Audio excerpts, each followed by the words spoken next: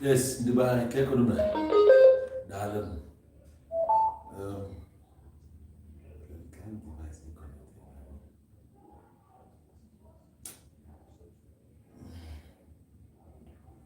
Well, I don't know. Let me welcome you officially to this program. Program here a special program, by the way.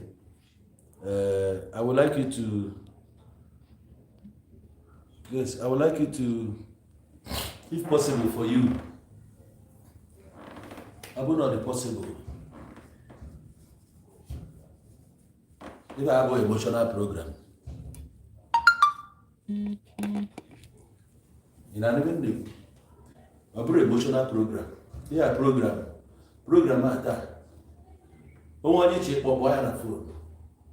Man, doctor pilot guy, boy on the phone, go lose work, wherever. In an even new program, I'm here. If we can do doctor pilot on a boy on the phone, I don't know down. I will make program. Onye kwa anụ ama na onye kwa azụ ha. Ama me na lota. So ịkpọkwa ịbịakwa inbox m to come to my inbox. Ọ na-agbapụ m ume, ọ bụrụ taka obido. So you can call as many as possible. Fabia anọlụ, mụnwa na onwe m dọnyere iru na. Ama me na lota. Call them. Ọkwa n'ọrụ a. Call them. Ebe ọ bụla ha nọ. Tell them to come. Now what for you? If you ever yourself, share this program. You know, I've been share Josbo. No share family with you ever on a fan now. My Oboloni the fan on Europe, whoever on a fan, share it to them, let them come. Valentine's Day. Husband material is bomb mother. If any no bala, que $1 million husband material for me. Naya what you do, what if a name.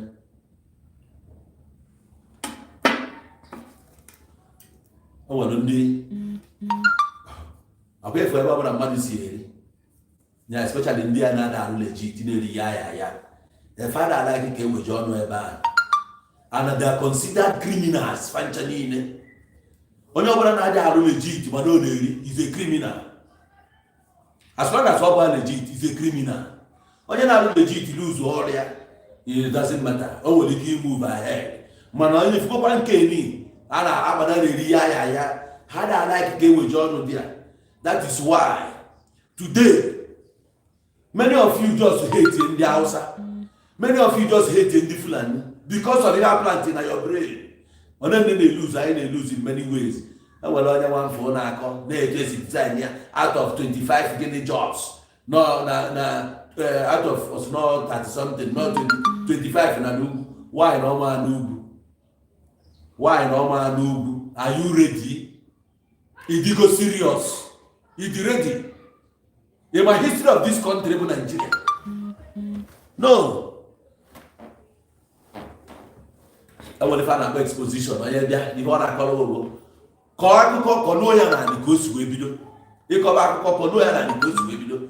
Hatred of the for day to day. Mwalunde orchestrate. I know when you be I know where reason. No reason what you wear like that. It didn't just happen. And every day, and then look at you sit in your head. We must go back. Listen, other instances we football now because no game can. If I go game keko. For that reason, obvious. You something. If we reason this club which were not relegation, if we reason club which we lose, we'll give up. Because some of us lose, we shall out in our businesses. We lost out in our engagements. We don't even know why. Like I do also give Blue Kanisi. Blue Jesus Nisi. Jesus can never bring a change in your life until you are ready. Can you make change in your life? Okay? If you are not willing, can you make change in your life? Jesus did go 100. Where you go give me one do.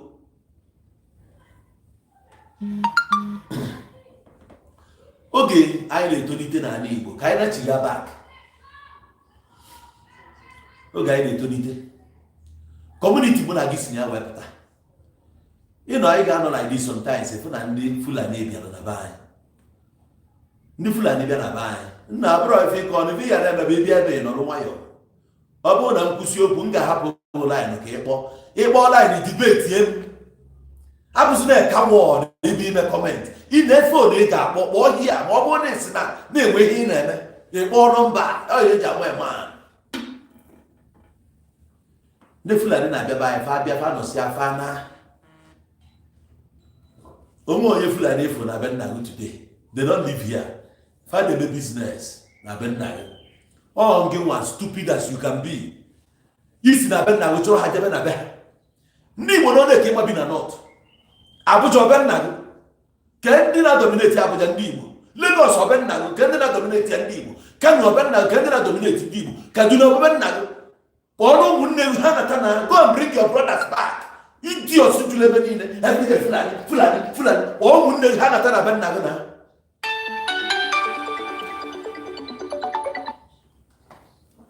Wouldn't they do better? Oh, sit when you see, they have your problem. They are not your problem. Your problem, okay, one. 1999. Oh, Ghana team handover. Can you roll not use or can you play? Can you run Rocha Sokorosha play to deny Gaddafi? Alex Ekueme. Na can I want to make that was that my friend? I drop a call. You could say on man on the phone. Can you tell give you not give up your problem? You never know that country Sigunaka or from the outside Kosinaka. You are the one that sold yourself to them. You were no slave to them today. You put an every day in a Bagari. You your problem. You may so woozy. You may fool. You just put an amagari. No, you use Mubre. Can't you see that you get to move back to yourself? Every can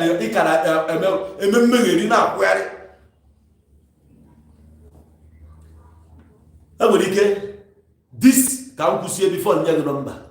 Messy my point. Because I'm like it. Man, second, I support you. I shall give you a debate in the end of Kubasa. Only if your chance to know you are self-destruct. You are destroying yourself by yourself. Nobody is destroying you. On your say one time, if I was slot, if I will not, if I will go their number, name it. When they talk, you will a number. You get through the process. You cannot boycott it. It was a shortcut. This is politics. Everything happening in the know what to succeed. And well, atom of politics in it. The people who need to turn control politics can play this thing, but they matter. Go back to 1999. Came out problem to be done now. Malo the main people, major people who your problem. I tried to 1970. Can you 1979 we can kill? Okay, now that election, Second Republic. And we the problem kill. Malaka put 1999 no kita nka na nimie keduro no choose o can play onye bu mtrego ejiwe deny ya election nke keme 2003 and when you come here man you don't know the history here man you Biafra okay jekwa ma ka ya body go ma o ma Biafra na kwadi wotage because ye give ready. He didn't do what Biafra. He got process age with ya.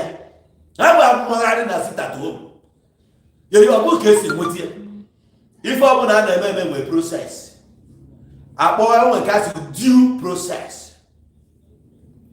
He got on the Fulania and I got through their written script. How am I here with politics? The ready.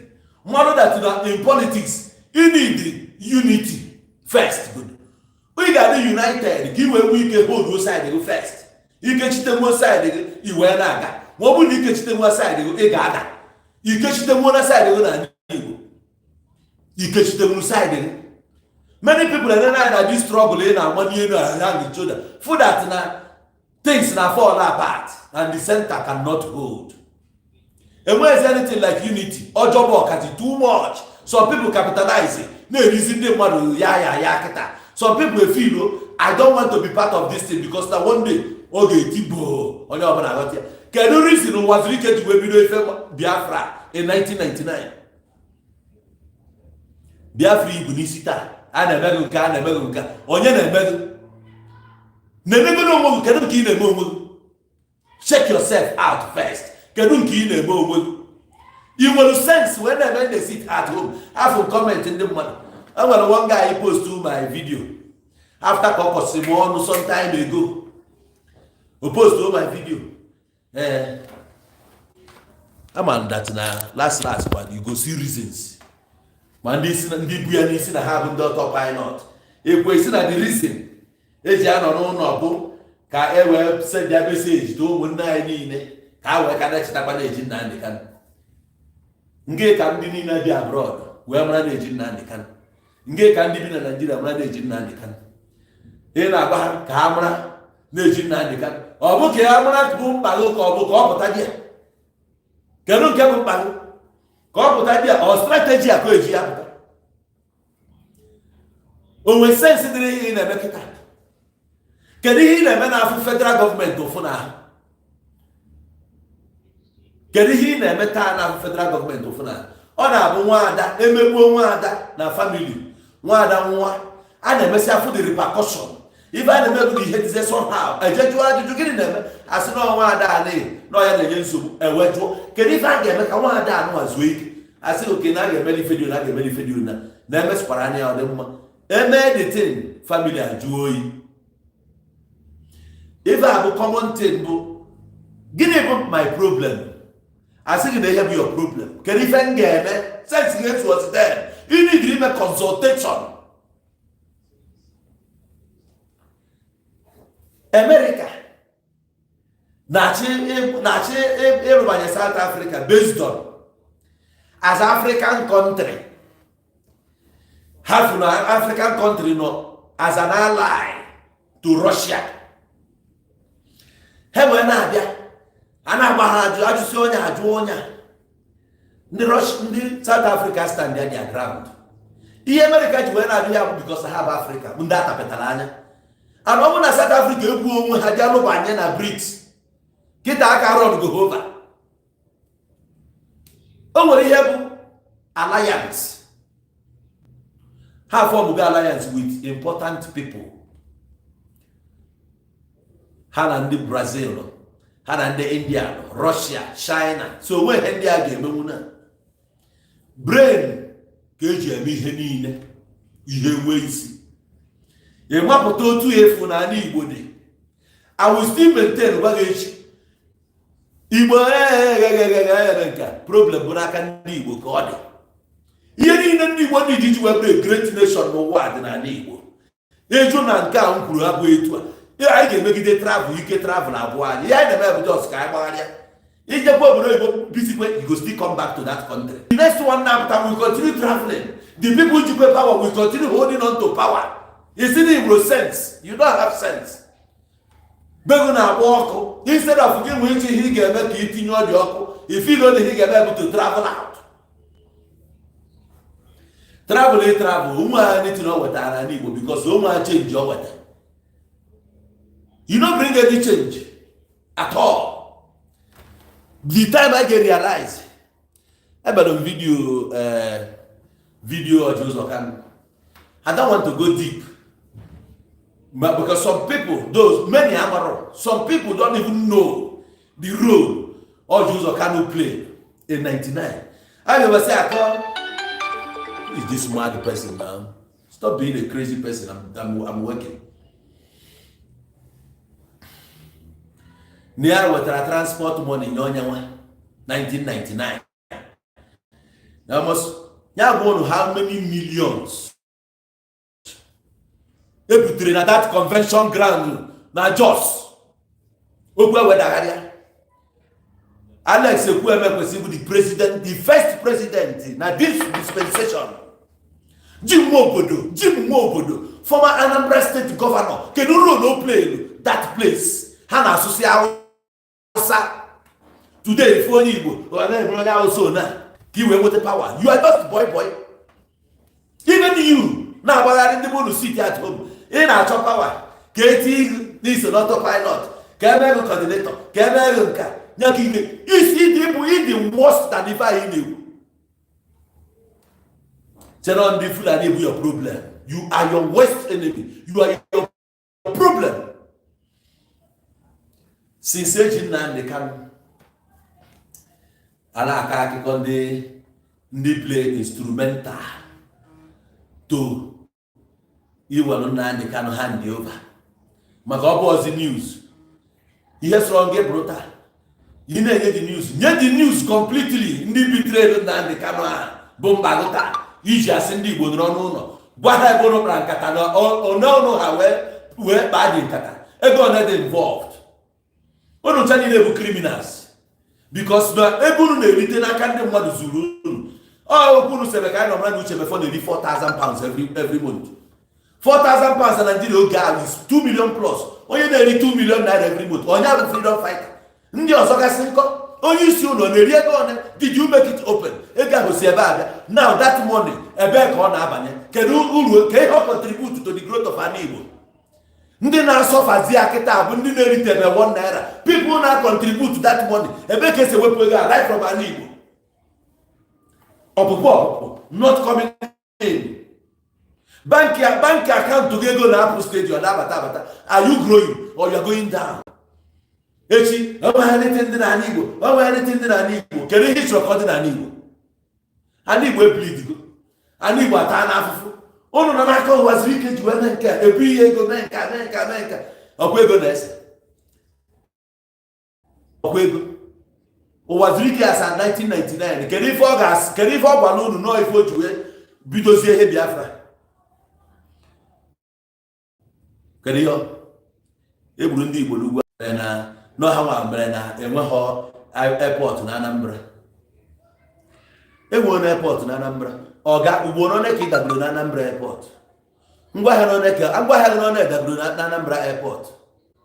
Onwego nke dan. Onweba nke dan adị. Ka efu na ọ bụ airport mere na eboba mmadụ. Na airport adịgo. Taa bụ mkpagho bụ seaport.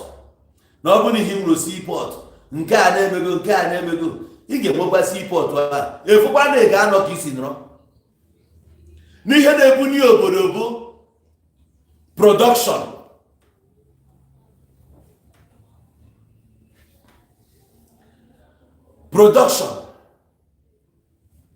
Onwe ihe na-produce, onwe ihe ga-enwe.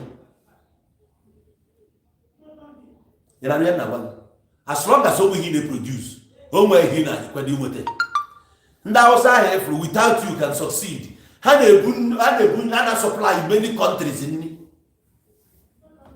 So they are rich enough. Ha na supply many people in me. Can you na supply them money? What are you supplying to the people? Can you na supply? Nenego da ni go to all na. Monday, sit at home. Tuesday, ndị mmadụ ejego jesu ahịa na Lagos on Monday. Tuesday, Pachankom. Wednesday, enwere ekpere n'ụlọ ụka. Ekpere a na-ebido 8 nke ụtụtụ gbasa ebe 11. Ifinichi eje ka jee ahịa. Thursday, ahịa ọbụla n'ala Igbo na-eme clean up. A na-eme clean up wee ga-ebido kpọọ ebe 10, 11. Friday bụ weekend. Azụcha ha na Friday ahịa na Saturday abụ ahịa. Na onwe ha na-eme Saturday. Ọ ga-amụ ya ọ na-eme na-abịa Saturday. Ụmụbọyị. Egwuregwu ka a na-egwu Sunday ụka. Ezuru ahịa many days. Kedu ka isi egro?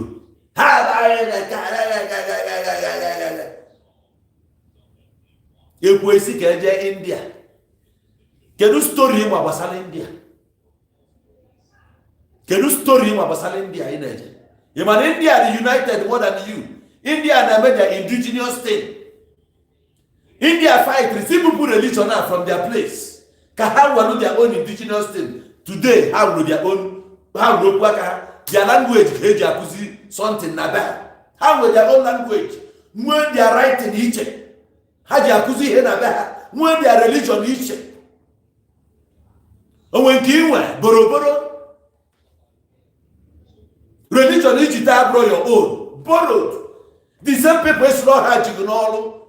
Their language, Kija communicate that. My own language, really trade. It's in a level model. It is now your own myopic state put that all the irredeemable.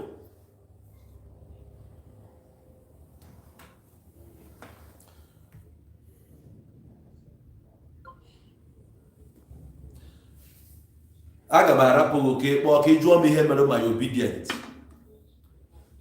Aga m arapụ gị ka ịkpọ ka ị jụọ m gịnị mere my obedient. My obedient nọ na court. A na-dispute ya na court. Anọ ife onye nwe ihe ga-eme. Nigeria anyị na-ene anya ndị ọcha chịkọrọ anya ọnụ ebe a mistake. Ọ bụrụ na ịbụ onye nwee sense, you take advantage. You don't have sense. You nwere sense, o nwe ihe ịgbanịta nwuru. Onye nwe ihe a na-ekwu etu isi ekwu. You emugu. Ma gị ma onye anyị na-achị gị na-eweta sit at home na Igbo, unu cha bụ mugu. Maga big time. Ezigbote mugu. Ndị be anyị nọrọ ana n'ụlọ. A ga-anọ 7 days. Ọkwụrụ mere 100 days. Ka unu mechara 100 days, gịnị ka unu 150 days, gịnị ka unu mepụtara? Ị na-declare 150 days. Ka ị declare 150 days, nye anyị result. No result. O nwere ihe mepụtara, nothing. 150 days. One video. Lovers of freedom all over the world. Today they and our prime minister. Then the illiterates them. Na unu na park brain ụmụ anụmanụ. Oge si iti at home. Ebe ahụ na ọkụ na-enwu ya steady. Na generator ka ndị mmadụ chọpụtara ihe ya na-eme kịta ka ọkụ na-adị. Ma gị bụ onye na-eme ihe autopilot, ma gị bụ onye bụ Christianity n'isi unu na-abụ ka m na-agwa okwu taa. You guys don't mean well for ndị Igbo. You don't mean well for ndị Igbo. Ife nji na-achọrọ ịkpọnye afa ndị IPOB because IPOB nwere sense for the damage ife a na-eweta for na the thing bụ n'isi ha ka ọ dị. And I gwara here direct. Anya dị edebi emesịa. We told them. Then what did they do? Fake disease stay from it. Kwuo na aka fa adịrọ ya. Onye ọbụla jee mee business. Onye ahụ ị na-eme na ọka ime akpọ unu si ụlọ onye ọbụla. Nye achọ ya achọ. Criminals, honorable, you are all criminals. Unu ewetukwu destroy ya n'Igbo. Onye ọbụla na-agwọrọ gị fa na-agwa gị kịta na-ekwu ihe ọzọ is part of you. All conspiracy. Unu cha bụ one team. Condemnation ga-abịa n'isi unu one by one by rendering an Igbo called useless. If I have a sponsored agenda from a particular political party, isi na asị rapụ ndị Igbo ka fakpagharịa ga-erie nri dịka mmadụ. Nnamdị Kanu isi Nnamdị Kanu adịrọ greater than isi onye ọbụla n'ala Igbo. He's just one man trying to preach a message for liberation. Otu eji pass on the message. Ọ bụ ngị je eme ndị unu ka ike gwụ ha. Pass the message ka ndị mmadụ mara ihe. That's all. You can take the ass to the stream, but you cannot force the ass to drink. Tell people the only way out from the way out to book hard work. Continue working hard. It will pay off. Ajugo na federal government. Ajugo na Abuja. Ajugo na na East. Bolefebo na East. Continue building. One day when you look back, if how far you have come, if for result, if for achievement. Ebe na fuel ga aga on. Somebody have to make video. I'm going to buy the video. Blues or can never go to the Epusigo local government. See the Epusiga Canano or Rifte or Zobo, Ishi, Ihembos. How can I say that? What about that solution? If they put the solution, China, or solution, Kafa solution. Why if I want oh well. If I were there, Niti, Ibanajero, Epunya distant now, or use cooking gas. Yes, or use gas. The very cheap, you want 7,000 fee, in 1 year, 6 days, 7 days. Solution. What if I be need in an Igbo? I never put here. The thing Gabago, the thing Game, Kabani, Kafu Benata. That is what you need to be contributing. Isi nwanne mmadụ nọ n'ụlọ na-enwe symposium. Isi nwanne nọ n'ụlọ na-enwe workshop. Na-enwe seminar. enwere webinar ụdị ife adịọ na ndụ nọrọ n'ụlọ. What do they eat? Nothing. Since you will sense, you don't have sense. Same atom of sense.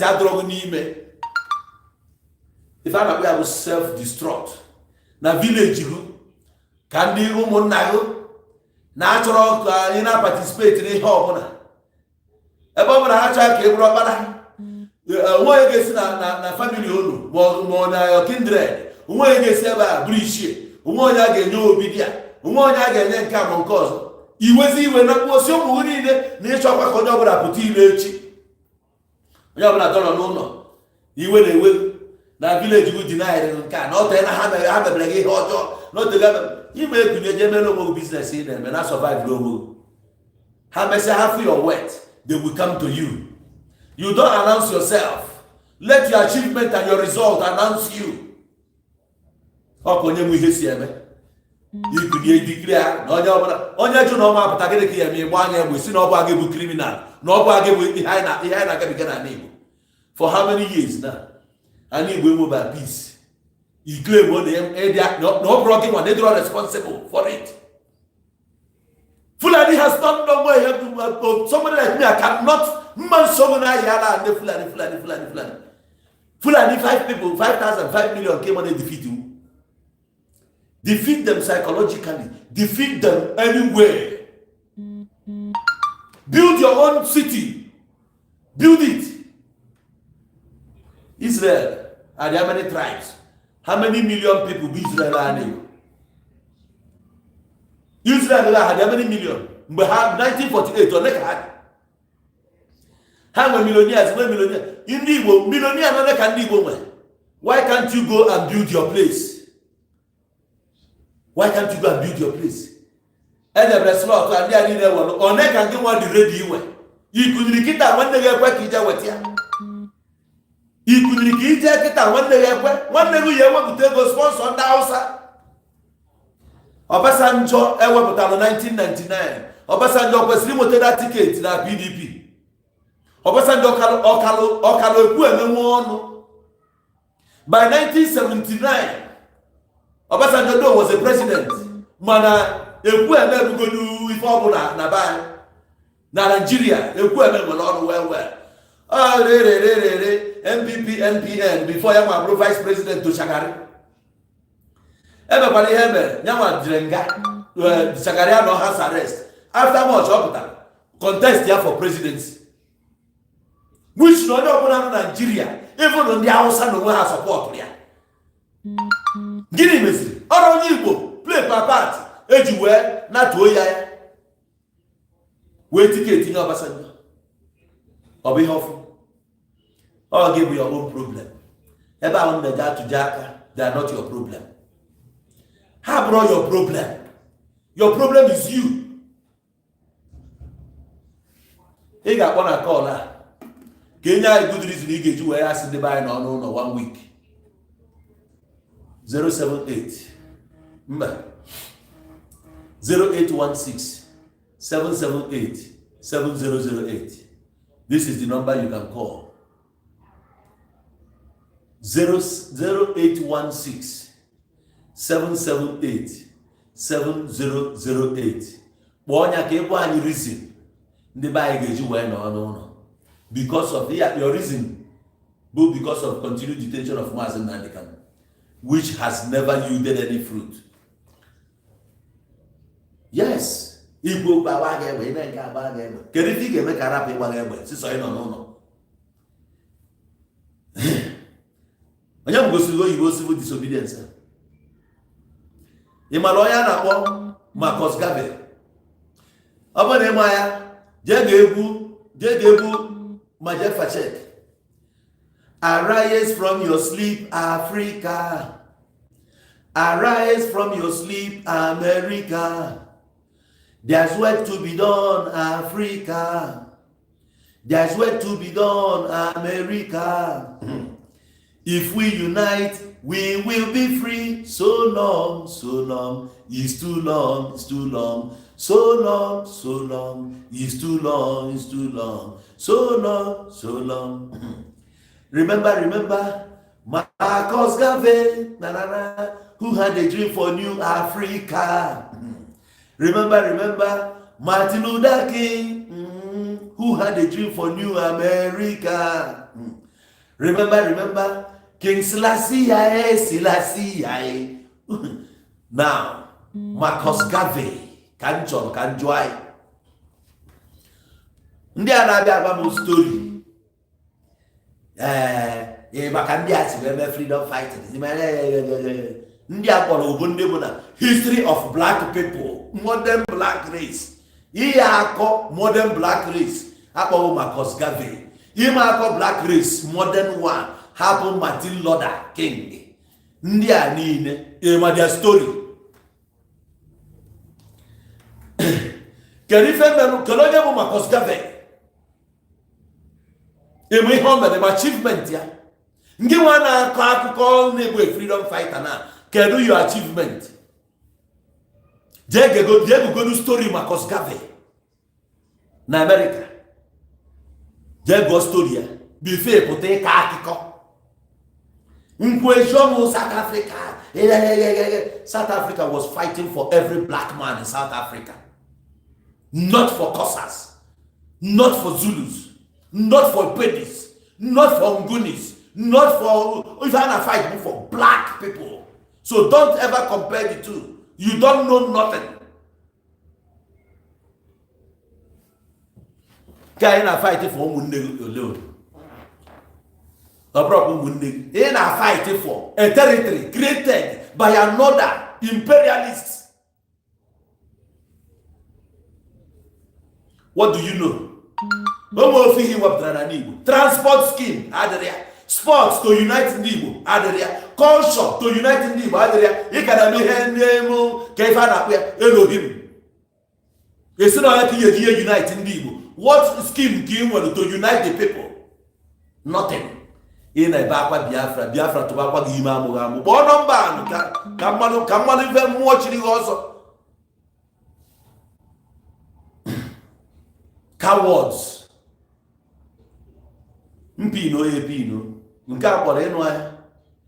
So ọ bụrụ exam ka a na-emefe aka ị ga-anọ na exam hall. Akpọrọ gị nọmba. Ihe ahụ dịghị mkpa iji etretịrị ndị mmadụ na a ga-egbu ha n'ala Igbo. Ihe ahụ dịghị mkpa ịchọrọ iprove ndị Igbo. Ka a kpọrọ nọmba. Ọ bụrụ na epin. Gosi gị how smart ị dị. Eche na mgbe m kpọdị nọmba were akpọ ozugbo. Ka ị bịa debate ka ị nye anyị good reason anyị ga-eji wee nọ n'ụlọ. I have to go how smart unu na-adị. Onye na-anọrọ n'ụlọ egbu onye ka i wee nweta Biafra bụ your problem. You are retarded. Your ocean vuvu adro functioning. Mandio ma onye isi ga na-epuchu onye ọbụla na-enye unu ihe ọbụla na-enye unu wee na-agwa unu destroy ya ala Igbo. Achọkwa m ịgwa unu ala Igbo karịrị unu. Ala Igbo karịrị unu. And I have music. I focus on the message. Music troubled soul. I'm troubled when I see ndị mmadụ ka a na-ezuzugharịsị. So ụmụ anụmanụ kpọrọ ha ndị Igbo ekpurusi okwu red na ha bụ ndị ibere na-amagharị Biafra. Kedu ihe Biafra ga-emelụ bụ anyị na fon ka ịgwa ihe Biafra ga-emelụ ala Igbo ama na-emelụ. Kpọọ ya anụ. Ọ bụrụ na Igbo enwe anụ na ịbụ onye Biafra eziokwu kpọọ nọmba. Cowards. Kpọọ nọmba. Onye isi ya kpọọ dis nọmba na. Ọ bụrụ na meme anyị fele n'iru ebe mkpụrụ okwu next time egen ya. Kpọọ your boss or your prime minister. Now call this number 0816-778-7008. Call this number now.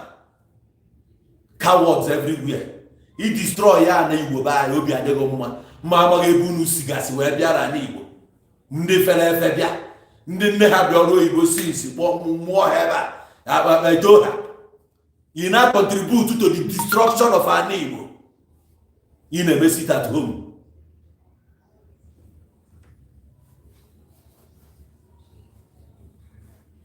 Ị ka akpọrọ nọmba. Ịkpọrọ ya nọmba ị na-eme kọment. Ị ka akpọrọ ka ime ya onwe gị fere n'ihu. mechuo ma gị na family gị iru na ị na-awụghara ndị mmadụ nọ n'ụlọ. Onwe onye ga-anọ n'ụlọ again. Nobody can sit for you. Mad people. In sit at home. They sit at home. They love no man. They can. They don't gonna love. They love. Okay. You generally a court. Have you been to the court for him? You just go to a court. You no respect here. Courts not okay. When they come, can you feel me? Mugu everywhere. Mad people, man, cow everywhere.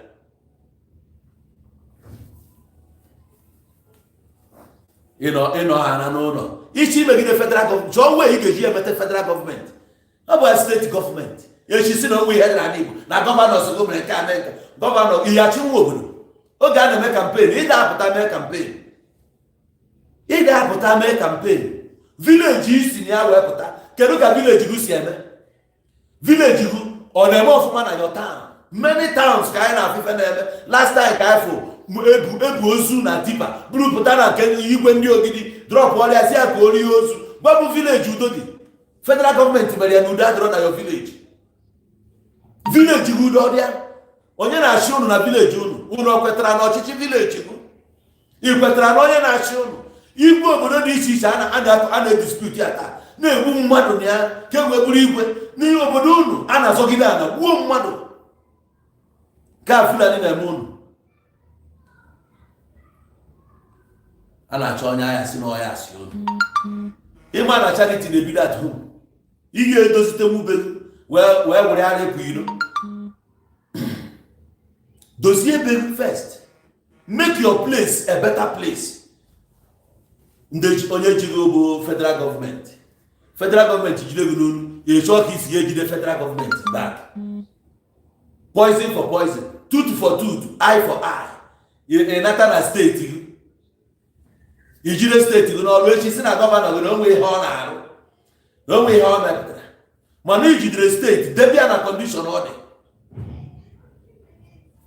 ndị ohi everywhere mmadụ ya na kpolu na ọja nọrọ ana ka ị wee prove oro federal gọọmenti ugbo onye ka ị ga-eprove ya onye ka ị na-eprove ya to APC ji Nnamdi Kanu ha since how many years kedu ihe ọzọ chọrọ iprove to them kedu ihe ọzọ chọrọ iprove kedu ihe ọzọ ị na-eprove ị na-eti sit at home ị ga-eti bịa na Edo steeti ị ga-eti bịa na Delta steeti ị ga-eti bịa na Akwa Ibom steeti ị ga-eti bịa na Cross River steeti ị ga-eje Bayelsa tii ya ka ị ga-eje Rivers geti ya ụmụ anụmanụ ụmụ mpama ịdọrọ na-egbu onwe si na mmadụ na-eme you are the one doing yourself. Ị na-ewere ihe Biafra destroy ya n'Igbo epụta si na mmadụ na-eme nobody, you are the one doing yourself. Enyere nọmba kpọọ ịkpọ nwa nọmba cowards everywhere ndị ohi criminals na-destroy ebe anyị ị na-achọ onye ga-asị n'ọsị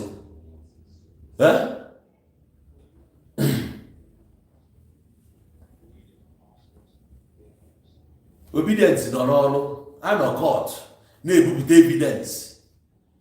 Ọ bụrụ na Peter Obi bụ a coward ihe ga-eme ya coward bụ na after the thing nọ na uru he is not a coward, only exhibit the true blood of an Igbo man. Believe in a due process, believe in honesty. Near win this thing. How we had a wrong. Near win on a court.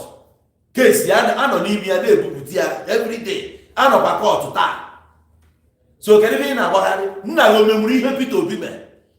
Nago memory. Can your father do it? Can have a village? Who knows your village? Peter Obi in a withdrawn. Oblugo governor. Before Oblugo governor, he was a businessman, not even only a businessman, no, a multi-billionaire. When you go to America, how many years ago? On a nego, an importer, an exporter. Anything, product in Nigeria, all the legit, on your own, Kenya with the Lord. What Anambra State, after Kenya with the Lord. Now destroy, breaking the yoke of godfatherism in Anambra State. In Muniana State, in a Wigilion. I don't know the allegation now about Mother Blanca. He gets up, but I can't. ị na-awụ ara, you can't have a sense. Agwaghị ihe ị ga-eme na kpuo n'ụlọ, ijụ na ya anakpụrụ ụlọ n'ibu Biafra n'isi, ịpụta agbakpuo ohu ana nwụọ nke ya aga na ihe niile a na-eme mkpọtụ. None of them onwe nke dị ready ije court. Ị na-atakwa ncha ego gị dịsịkwa na bankị ndị zuu ahụ ị na-amagharị. Ị nidiri CFO anaghị CFO ebe ka ị ga-eji ma akwụkwọ ya na zuu. Ị chọrọ ije obodo oyibo kịta na ya anụ nwaanyị anyị kposi obodo oyibo nata, ebe ka emere akwụkwọ ya mmadụ eji ahụ eme na kọt, ebe ka emere ya na zuu. Kedu ihe ị nwụrụ taa na-abụrụ na zuu? Zuu ha na-agba ogbechi ọnụ ka enwe nwaanyị dozi ihe na-emegheri che na-etu aka esi eme nwunye onye ahụ. Gịnị a na-eme ihe ọ na-ebe? Anụmanụ ị nọ Naijiria, onye a gịnị a na-eme ihe ọ na-ebe? Ndị ohi niile a ebe ka ha nọsi? Ụna na-atụkọ ego na-enye ha. Esi na ekaba anyị nwaanyị na ọma dị ụna kedu ihe kọntributuru di ya na ekaba anyị jee Asaba kịta, gafee orimiri Asaba, orimiri Ọgbọdụ, gafee ka ị were anya rụfịa jebe aka ibu ka esi edevelopụ ya bido. Ọ bụ ọkwa gọọmenti na-edevelopụ ya, ego ekwesịrị iji developụ ebe anyị ka na-edevelopụ di ya. Enwe ihe dị na be anyị, enwe ihe dị na be anyị. Ị kwere ka ego dị na be anyị with your fellow criminals. Onye na-agbara ebe osi n'ala Igbo, ị na-agbara ebe osi, ịma nne ya, ịma nne ya, ịma ụmụnne ya na paakị brenu ha na-agbara ibe gbalie si n'ọnụ ụlọ. Ka mma alụghị atụ ndị Benue steeti, Edo steeti, Delta steeti, Bayelsa steeti, some of all these states, Akwa Ibom, Cross River, bụ na Anambra ka fa na-abịa afịa before na-agbago like 3 years ago. Today ha ncha na-ejezi Lagos ego ahịa, ha enwesịa na kọstọma na-emere ha wee bill. They don't go anymore.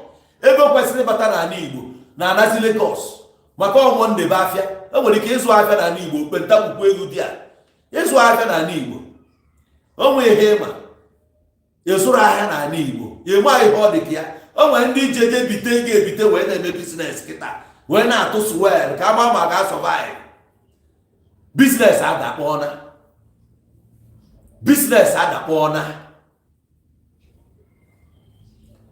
Monday ndị mmadụ akpọnyesịa esoro m zụọ ahịa n'Ọnịcha for many years.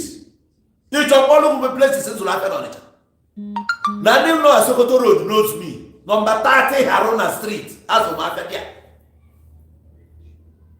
Ije n'ose ọkwa ọdụ azụmahịa, azụ vegetables, azụ ife salad na Emejuru Street by Old Market Road opposite Upper Class. Nna akpọrọ adreesị kpọọ onye isi ya gbara ebe ọ zụrụ ahịa na Naịjirịa, ya gbara ihe ọ bụla na Naịjirịa ka anyị gbara onye ọ bụ egosiri ebe ọ na-agba ọsọ gbata gịnị. Ịchọrọ ọdịmma ụmụnne ru ihe ya ebe ha nọrọ n'ụlọ ịbakwa na onwe ndị na-azụ vegetables. Onye ngwa ahịa si ugwu Awụsa nata mbọsị ụka, ebe ka ọ ga-eri mbọsị Monde. Ịma na ọperichebụl na ọ na-emebi. Ndị na-ere ndị restọrantị gịnị ka ị chọrọ ha mee? O nwere ọkụ na-eji wee na-efrizi ihe niile a. Ị na-eyuzukwe sensị gị bikos na iji anya iji wee nọrọ n'obodo oyibo iwe na compare Nigeria. I nwekwa sensị. Ndị ohi criminals na-eburu si eme ka ego ụnụ a na-ana kọnsida ihe ndị mmadụ na-eme. O nwere ndị bụ moto haya purchase. Ụfọdụ bụ keke haya purchase. Ebe a ka family nọ, o ji ụmụ ịnọ, ụmụ ise ya na nwunye ya bi n'ofu otu ọnụ imu nọ. Ụmụazị a na-akwụrụ ụgwọ akwụkwọ, a na-agba fuelu ngala ọnụ a bikos ihe agụ onye nwe keke na ị ga-akwụ ụgwọ ya every week. Agbanwe mitiri ụmụnna ị ga-atụ ego union ụlọ ahụ ị na-atụ ego na ya. Ebe ka isi enweta dị mọni asị gị nọrọ n'ụlọ na ị na-achọ Biafra wee tụbakwa gị ime amụghị amụ ya. Ọ na-abụ prime minister n'obodo oyibo, Biafra in exile. Na ya kaba na-aza gị Biafra in exile. Ebe a bụ online. Don't try that nonsense n'ala Igbo. Ife ile onye chọrọ iweta Biafra, ị bịa ndị mmadụ gosi anyị demarcation, iweta bank ebe a ga na-etinye ego na-ese ego. Ị na-agba ala bịa nye anyị bank ka anyị tinye ego anyị na bank Biafra na anyị bụ ụmụ Biafra. Yes, anyị afụ local gọọmenti sekretariat anyị ka anyị fụ ebe anyị na-eje arụ ọrụ ka ọ ya bụ nwa akwụkwọ ka anyị mara onye anyị ga-ejide ma ọ bụ na ya fụọ ihe anyị afụ parliamentary ọfisi anyị ịnọ ebe na ịbịa na Facebook Biafra in exile nke a prime n'elu pawa ọ nyere onwe ya prime minista efere na ihe na-agụ ya ịchọrọ ịbụ prime minista nnọ na ebụrụ prime minista ị na-abụ prime minista onye magara n'ala Igbo gwa ya ebe si n'ala Igbo ka anyị gbara ihe your village contribute to the growth of an Igbo prime minister ụmụazị a nọrọ si ya constitute ọrụ seti ọrụ na-eri ya ịbụ prime minister nke a bụ Biafra onye chụrụ to exile who sent you exile nke eme ihe bụ meaning of exile onye na-achụ onye chụrụ iji wee gba na exile onye anyị gbajiri exile bụ sọ Maazị Nnamdi Kanu sisi ya onwe onye ọzọ Reno Omokri jere exile anyị ma ndị chụjere exile ndị nwa na-ekele bụ Biafra in exile onye chụjere gị exile ka ọ bara anyị na-agwa iji iri adụrụ weljebe asị kọrọ bich na ndị Fulani ji igbu Boko Haram ọbụla n'Igbo Boko Haram ọbụla n'Igbo a na-atụbakwa gị ime di ya ị na-etugburu onwe gị na-asị were anyị na-agba gambling ị na-achụ pọket gị wee were ala Igbo wee na-eme ya ala Igbo karịrị gị ala Igbo yere isi gị because it is too small ọ ga-abịa na ala Igbo otu ya na onwe onye ma enwere isiokpo ndị bụ ndị Igbo enwere isiokpo ha ekwuba okwu mmadụ ya bụ mmiri elu kụrụ na aṅụ jos na-ezuzu etu a ka Ojukwu si wee chụọ Biafra before etu a ka Ojukwu si wee chụọ Biafra before Ojukwu onwere mgbe ọ chụrụ Biafra Ojukwu achụwa Biafra mgbekwara Ojukwu bụ gọvanọ na Kano steeti bifo agbarata ya na South East na East onwe oge o ji achụ Biafra ọ na-enwe na problem as a result of Q eme ebe a ka okwu bido na ọ bụrụ na etu esi wee kpa ife na-egburu mmadụ etu esi wee kpa egbuo ndị ugwu Awụsa egbuo n'ala Igbo gbuo everywhere ihe niile a kwesịrị ka awaipụọ mana awaipụọ n'ala Igbo ojoro aba ya because n'ebe isi eri ndị mmadụ ka ị na-achọrọ ka egwuo gbasara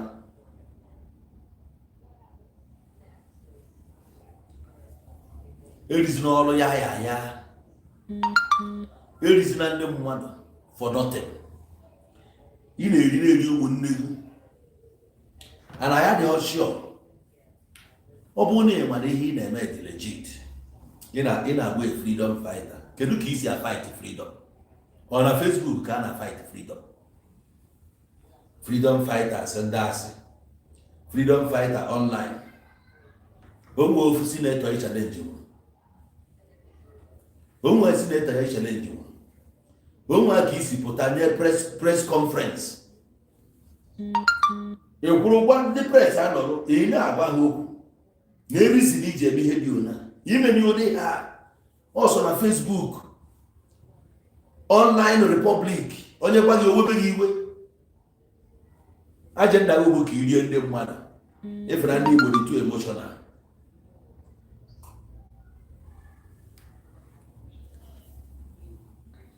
ihe ajụrụ gị bụ ofu mkpụrụ ajụrụ gị bụ kedu ihe ndị a na-eme gị ị na-ada eme onwe gị were anya pịkọ bido na Ọnịcha ka hapụ Ọnịcha hapụ Obosi bido ebe a gabazịa how many villages nọ in peace how many villages nọ in peace how many places ka e nwere peace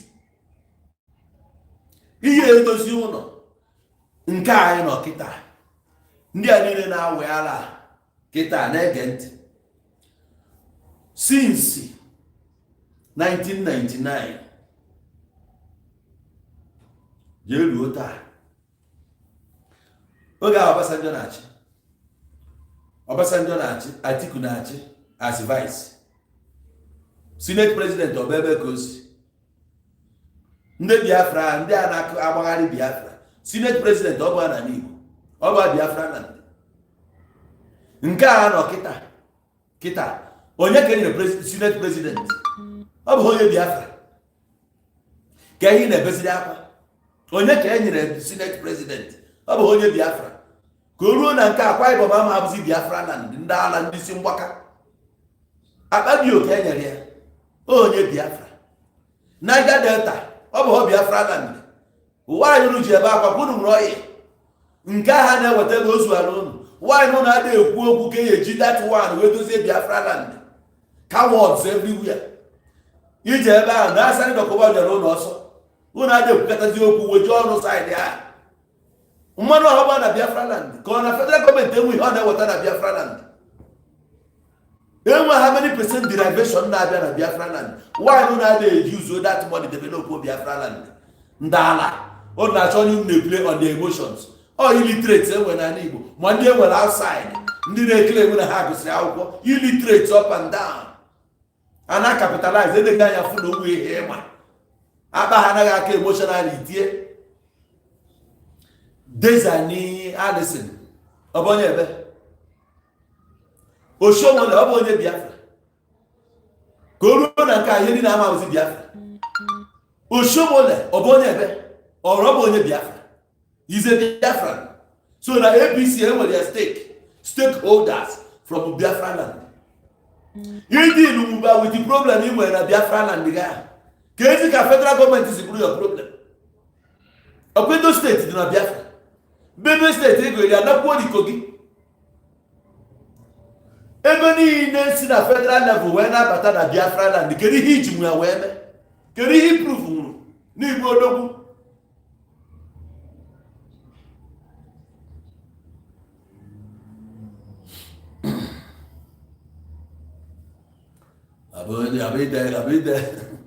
Abide comment na my channel na na-ekwu na oge kpọọ nọmba. Ọ bụrụ na egbe ihe na-eme na ịka n'obi eze nwa dị iwekwu profile picture. Esi ka eteke serious. Ọ nwa aba ka ego na ọrụ nwa bụ ndị eyuzu brain ha. Ego na-abịa na Edo steeti. Ego na-abata Edo steeti. Edo steeti bụ Biafra land. Gịnị ka ị menwuru na Edo steeti? Ị ga-eje nwa Edo steeti si ha nọ sit at home. Gwa ụmụ anụmanụ a na Edo steeti bụ Biafra land. Ngwanụ ha jee n'ebe a jee force sit at home. Ị ga-eje nwu di a. Ije nwa di a. Edo steeti ọ bụzi Biafra land. Benue steeti ọ bụ Biafra land. Jee n'ebe a jee sit at home. Oge niile na ndị Fulani na-egbu ha ESN ọ na-eje di. Send that ESN to Benue State, no Biafra land.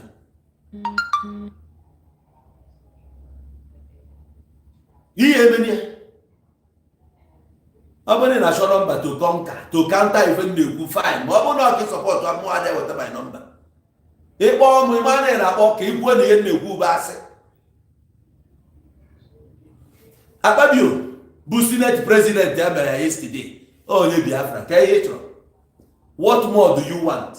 Can you get a federal government to marginalize it? Israel NNPC positions no one day no one day to sit there. Tompolo Tompolo Biafra land because every be every month. Tompolo Bonebe. How about Biafra land? Ndala. Tompolo Siebe. Asari Dokubo Siebe. Fight yana asari dokubon. Fight yana. Na tie ego ni na oderi. No ego na abia na Biafra land. In so why ogo. Touts everywhere. Cowards. Everyone sit at home na Igbo. Agenda on the bush no go work for now. You no go work. 08 onye na number na number ị ga-akpọ 0816 nka nwere ndidi ka ha besi na agbara ọsọ binye 0816 ebinye gị 778 ebinye go 7008 mgbakpọ abo ana yego nomba ekpozi abegwa na mbu fulu na nomba kpọ abegwa na mbu fulu edi ede kpọ na tu egwu ka ifere kwa ụmụnne gị na ụmụnna gị ebe a na nomba ị ga-akpọ na fonu dị ebe ọ dị on cowards ụmụ anụmanụ ị na sit at home. Enwere oyibo ọzọ ịmasụ sit at home. Ịfọmụrụ Biafra in exile. Onye chụjiri gị exile? Onye ka ị na-agbara ọsọ? Buhari chụpụrụ gị exile, eche na ọ nwụrụ anwụ. Nya ka ị gbanara exile. Mechie ọnụ naanị ijiri ọrụ oyibo onwe ihe gbadịtanwuru. Ị na-achọ onye ga-asị na ọsịgụ. Ọ ga-yue coward. Ekwubego m okwu a for many years. Na Nigeria na-apụ na-anata. Nnata ka ịbụ a man. Come to Nigeria. Esi na achọrọ you to exile. Nobody sent you to exile. Ebe aba ihe nta ga-eri kọnụ na ala kọnụ na awe. You are unwanted people. Onye na-edu great job. Chibuike pụọ ọrụ nọmba nke ebe anyị ka o si eme great job. Ka ọ na-eme akpọ nọmba. Ka ọ inwe adị nọmba. Kpọọ ka ebe anyị ka o si eme great job. Ka mmanụ ka esi marginalize ya gị bụ onye Biafra. Akwa Ibom ego ole ka a na-enye Akwa Ibom? Stadium ọ dị hụ na Akwa Ibom. Stadium nọ n'Edera steeti. Ihe ekwu na federal gọọmenti enwe stadium na Biafra land. O nwere nke dị na Akwa Ibom. Ọ bụ Biafra land. Calabar nkọ. Seaport ọ dị ya na Calabar. Calabar bụ Biafra land. Ndị a na-eti seaport. Nke dị na Calabar bụ gịnị? Nke dị na Port Harcourt ọ bụ gịnị? Refinery ọ dị ya na Port Harcourt. Port Harcourt ọ bụ Biafra land. What is your problem? Airport dị n'Enugu. Airport dị n'Owerri. Airport dị na Port. Airport dị na Akwa Ibom. Airport dị na Anambra, ọ dị n'Owerri. Ọ dị na Asaba. Gịnị ka ị chọziri again? Ọkwa Biafra anyị na-ebe akwa ya. Ihe niile ọ dị hụ na Biafra land gị ahụ. Kedu ihe ọzọ ị chọrọ? What else do you want? A na-ekwu okwu Senate President. Onwekwa ka ndị Niger Delta si wee je na-azọ ya with Akpabio. Ma ọ bụrụ na nke ya bịa n'Igbo na ụnụ ncha niile asụsọcha ọnụ, Chukwu abụcha ụnụ ncha niile ọnụ, Peter Obi kụrụ na-agba mgbọ. Chukwu tụbachukwu ụnụ ncha niile ime amụghị amụ. Ihe akpọzi nọmba, cowards. Ihe akpọnwụ nọmba na ka ipruvụola ya ọrụ ahụ ọ na-arụ. Kpọọ onye isi mgbe m mere program before court, a sị gị kpọọ ya ka ọ bịa ka o dibetie. Ka a mara ihe federal gọọmenti ya mere na Biafra land. Calabar nwa seaport. Calabar bụ Biafra land abi. Jee Calabar si ha sit at home. Ka egbe igwe gbagbuo gị na ndị mmadụ na. Jee di ya. Ị na-agbara Biafra. Biafra bụ ọkarị ha na Anambra na Igbo na Enugu ọbụla. Mba ha ya afụsị dị nọmba isi ekpuola ha ncha niile. Isi ekpuola ha ncha niile. Ha agbasịa n'ọsọ. Bịa proof onu na Biafra ga bịa ka proof ya. Ị na-eme Biafra. Come and prove your Biafra here. I'm here. I'm sitting here. Cowards. If you are man enough, come and challenge me. Ị na-eme Biafra online. Ịchọ Biafra na ije na Igbo. Ịbata na East ebe ahụ Igbo Biafra. Ka ife gwa anyị na ebe a ka Biafra dị. Igosisi anyị monument. Igosisi anyị ihe gosi na ya bụ Biafra land. Ka ife ihe a federal gọọmenti mere gị.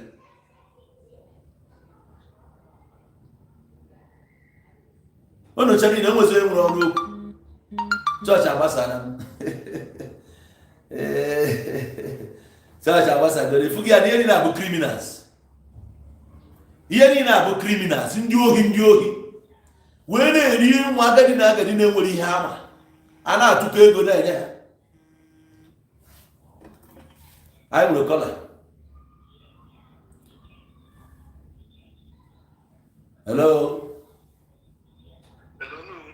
Nwanne mmadụ ka ị mee?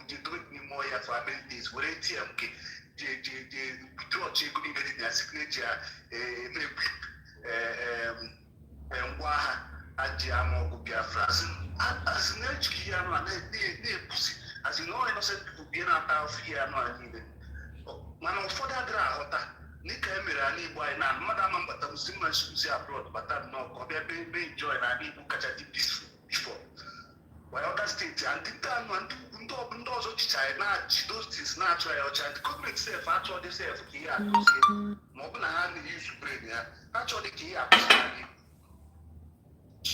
nsi ya just gwa ahịa nnọọ ka a na-abụ some of them amalite nnọọ ha na-ebe nnọọ ka reasonable people sef I don't know. Sure, one minute. Hello.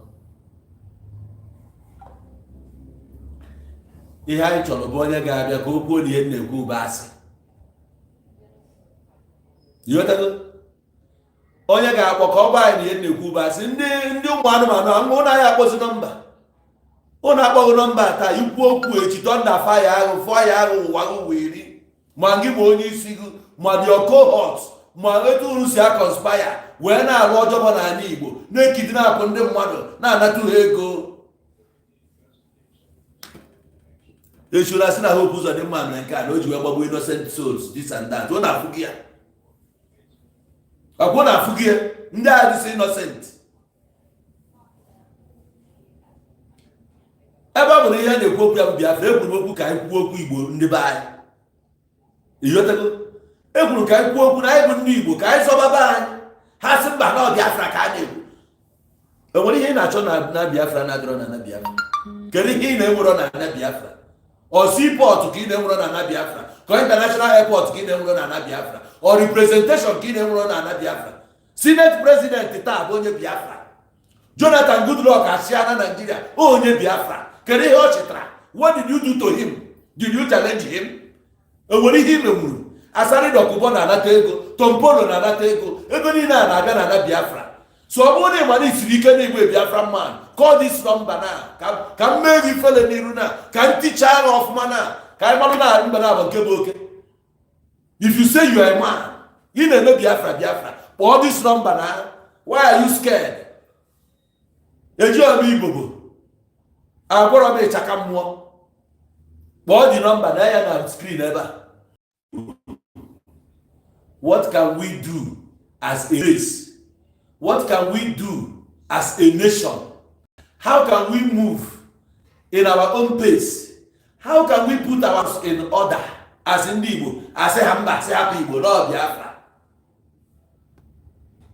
Igbo Biafra, which means Biro na 12 states.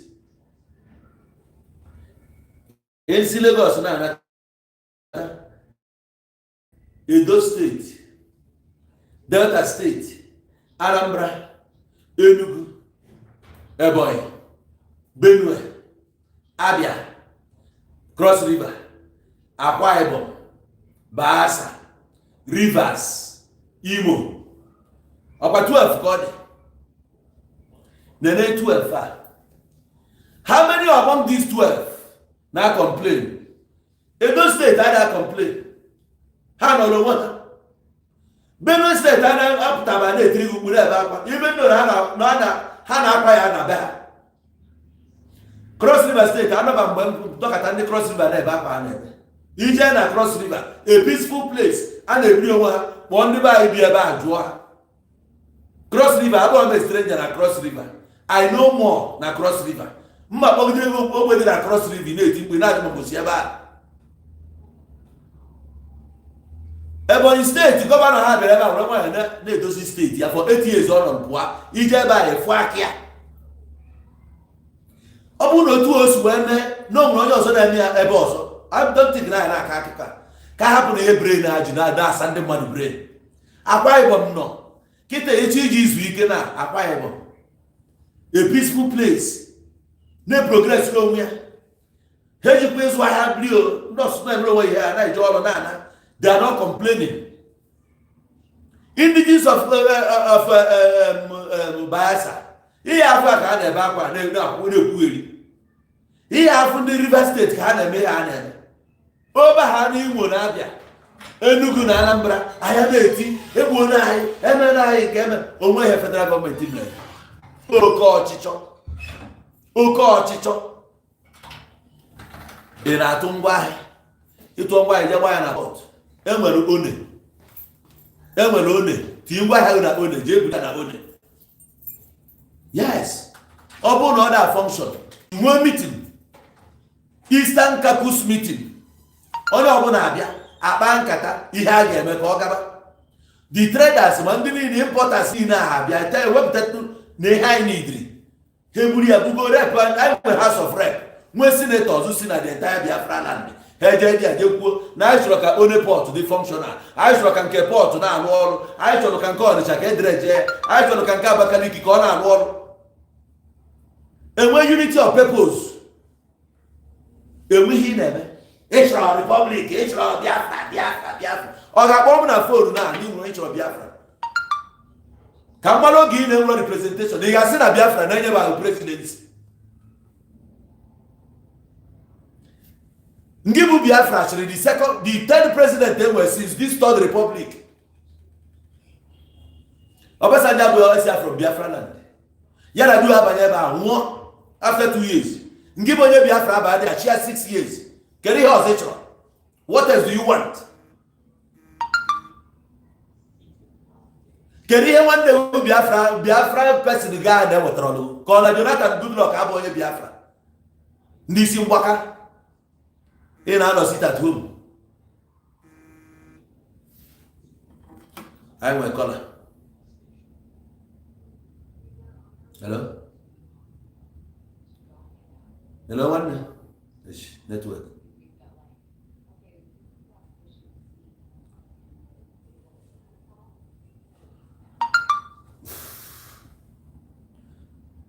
Mana network can join on. You can call back. What you guys are not need no ever need to watch. What you guys call us back. What you guys? Now the number KP no do rubber. Get can Biafra freedom better. Get a Biafra freedom. So raging. Who is holding you? You are a prisoner of your own conscience. You are the one that imprisoned your brain. You need to liberate yourself. You need to emancipate yourself. Nobody is holding you. You are the enemy of yourself. You are a coward. You are not freedom. If you are proud of you, you are freedom. Give up the worst and the photo. You will photo na the kind of that Biafra freedom. Muna gana ko ebu coward. You face in one minute, you face the federal government. Face here no more here. Debate here never. Never debate here. Alana Bono. Every day Biafra. Biafra is my religion. Biafra is my religion. Biafra be your religion. Ajụọ gị ebe ka isi n'Igbo onye Igbo ke ka n'Igbo ebe ahụ isi na ya pụta dị a na-eji eje gịnị ka ị ga-eme ka ọ dị mma ọ mgbe eji nye gị Biafra na once e nyere gị Biafra ịdị na mma isi na isi dị gị mma a na-ekwe gị nkwa eluigwe iwe na-akpadoziri onwe gị akụ n'eluigwe echi ịkpa ihe eri ebe echi ikpe ihe eri ebe na ị na-akpado nke ihe eje eluigwe wee nwa ihe debe ngwa mee ọsịsọ ka idebe di ya bifo ya kọrọpt gị ebe ị jụrụ ajụ ịma na ibu the worst idiot enwere n'ụwa na-akpasị agwa chere onwe nke isi dị mma chere onwe onye isi dị mma onwe nke nwa common history ya ịkpọchiga ya back to 1980 na onwe ihe ọma mere nke mere 1992 n'anya anyị 1992 oge a na-achọ ka e nwee transition to civilian rule. Omo ofi ihe ọma no Biafra ebe ka Biafra si pụta ebe ka o si pụta ọkasị na Biafra ha na-atasị ncha na-ataghị Biafra na-ego mkpa ihe ekwu okwu ka ihe si ya bụ mmadụ ị na-ataghị ọ Biafra kwa ya bụ enwe kịta eburu mmadụ ị ga-abụ anụmanụ forever Biafra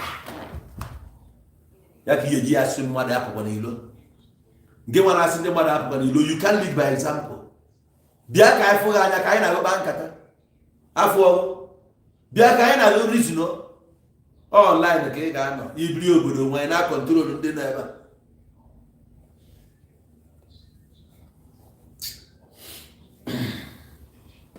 never see afọ ba ndị